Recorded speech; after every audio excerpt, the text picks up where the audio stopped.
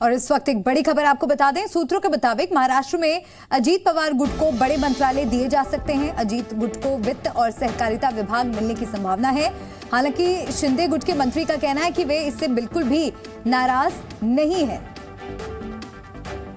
हमारे लोग बिल्कुल नाराज नहीं है। जब एकनाथ शिंदे जी को मुख्यमंत्री बनाया गया तो हमने खुला स्टेटमेंट दिया था कि अगर हमारा एक भी मंत्री नहीं आएगा तो भी चलेगा, हमारे नेता मुख्यमंत्री बन गए, वो हमें न्याय देंगे। और सचमुच में ना कि सिर्फ हमें, वो पूरी महाराष्ट्र की जनता को न्याय दे रहे हैं और इसके बारे में हमें बहुत खुशी है। एक बार फिर से सहयोगियों का रुख करेंगे। अंकुर लगातार बने हैं, अश्विन भी हमारे साथ जुड़े हुए हैं। अश्विन, मैं आपके पास आ रही हूं। क्या अजीत पवार की बगावत के बाद कांग्रेस में एनसीपी के विलय का रास्ता खुल गया है? क्या आगे की रणनीति है? क्या सुगबुगाहट है? जी देखिए, जिस तरह से बगावत अजीत पवार ने की है और बड़ी संख्या में एमएलएस को लेकर जाने का दावा कर रहे हैं, वो कहीं ना कहीं ये महाविकास आघाड़ी के लिए मुश्किलें खड़ी कर रहा है। साथ ही कांग्रेस के लिए जो विपक्ष का एक नेता होने का एक तरह से रास्ता उनके लिए खुला है, क्योंकि विपक्ष का नेता एक तरह से उनके पास 45 संख्या है। तो ऐसे में वो दावा जरूर करेंगे, क्योंकि विपक्ष का नेता अभी तक एनसीपी का था, क्योंकि उनके पास संख्या बल ज्यादा था।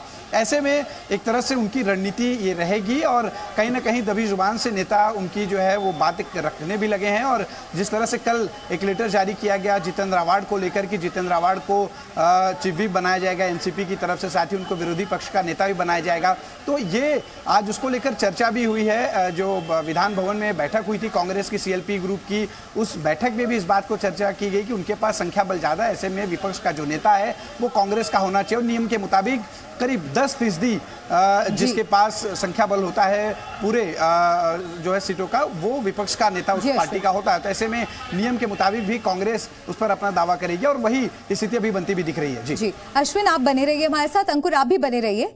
और अब हम दर्शकों को बताते हैं कि महाराष्ट्र में राजनीतिक पार्टियों के अलग अलग गुटों में क्या चल रहा है। ये जानकारी आपके लिए समझनी और जाननी जरूरी है। ये कुछ ग्राफिक्स आपके लिए हमने तैयार किए हैं। सबसे पहले आप देखिए कि महाराष्ट्र सरकार में उप मुख्यमंत्री बनने के बाद अजीत पवार मंत्रिमंडल की बैठक में शामिल हुए। इस बैठक में अजीत पवार के साथ उनके 8 मंत्री भी मौजूद रहे। जाहिर है अजीत पवार उनके गुट में शामिल हुए नेताओं को लेकर मंथन कर रहे हैं ताकि उनके गुट की मजबूती बनी रहे। भतीजे के अलग होने के बाद शरद पवार ने फिर से अपनी पार्टी को मजबूत करने की कवायद शुरू कर दी है। शरद पवार कानूनी लड़ाई लड़ने की तैयारी भी कर रहे हैं, लीगल एडवाइस भी लिया जा रहा है। 1 साल पहले बगावत झेल चुके उद्धव ठाकरे ने भी मातोश्री में बैठक की। महाविकास आघाड़ी कमजोर पड़ने के बाद उद्धव भविष्य का ताना बाना बुन रहे हैं, यानी हर दल को अपने भविष्य की चिंता इस वक्त सता रही है और हर कोई उसी कवायद में आगे जुटा हुआ है, आगे की रणनीति तैयार कर रहा है। बात कांग्रेस की करें तो कांग्रेस को भविष्य में कहीं हाथ ना मलना पड़े, इसलिए हाथ मजबूत करने की कवायद में कांग्रेस ने अपने विधायकों की भी बैठक की। महाराष्ट्र में नेता प्रतिपक्ष के नाम को लेकर भी चर्चा की, साथ ही महाविकास आघाड़ी के भविष्य पर भी इस बैठक में चर्चा हुई।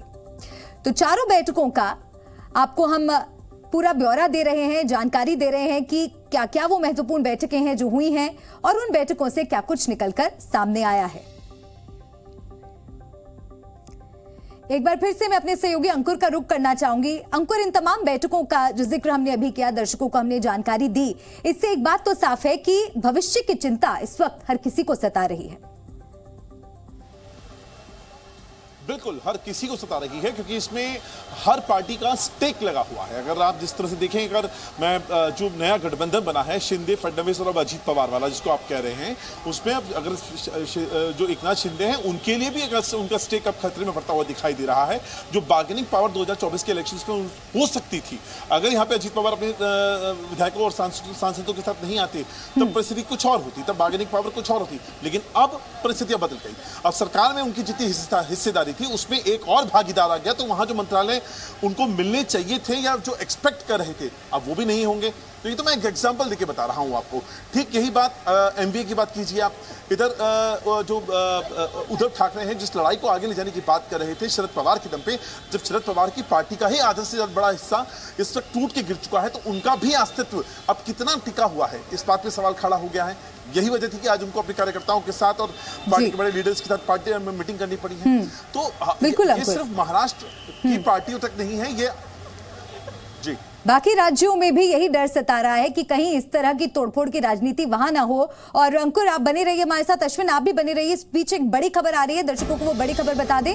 सीएम शिंदे ने कल एक अहम बैठक बुलाई है। ये बड़ी खबर इस वक्त की, सांसदों और विधायकों की ये बैठक बुलाई गई है। सीएम शिंदे ने ये अहम बैठक बुलाई है। अश्विन, आपके पास आ रही हूं, क्या जानकारी इस बड़ी खबर पर?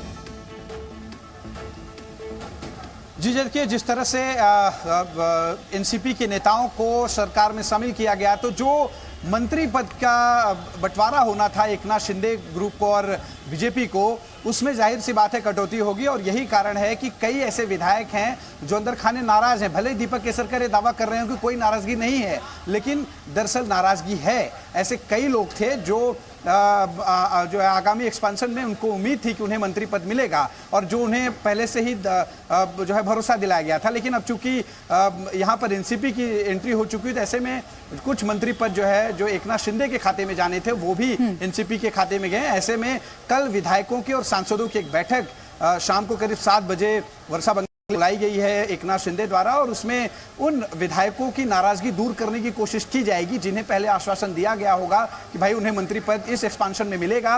वो नाराजगी दूर करने के लिए बैठक महत्वपूर्ण होगी। और बिल्कुल इन तमाम कोशिशों के सेंटर में कहीं ना कहीं सीटों का गणित है। पल पल के समीकरण महाराष्ट्र की सियासत में बदल रहे हैं। आप दोनों का बहुत बहुत शुक्रिया, नजर बनाए रखिएगा।